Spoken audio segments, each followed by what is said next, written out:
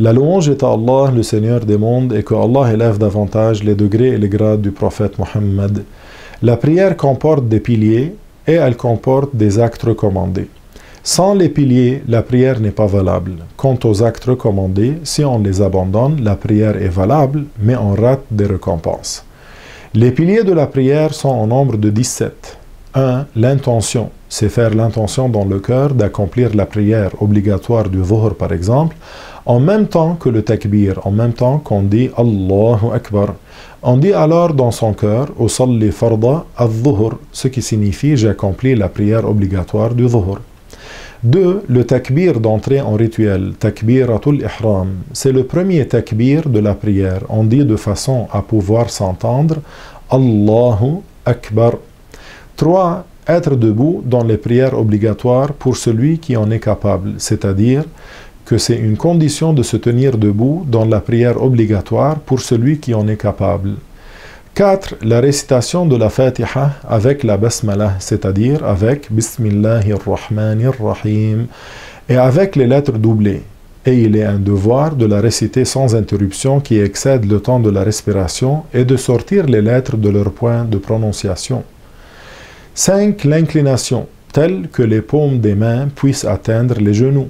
6. La quiétude dans ce pilier. Il s'agit de l'immobilité simultanée de tous les membres, une durée équivalente à celle qu'il faudrait pour dire Subhanallah. 7. Le redressement. C'est redresser après l'inclination pour se tenir debout. 8. La quiétude dans ce pilier. 9. La prosternation par 2 fois. La prosternation s'effectue sur 7 points d'appui. On met en contact avec le lieu de la prière une partie du front découvert, une partie des genoux, du plat des mains et des orteils.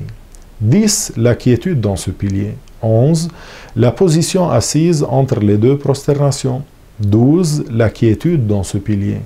13. La dernière position assise, c'est-à-dire pour réciter le dernier tashahhud et ce qui le suit.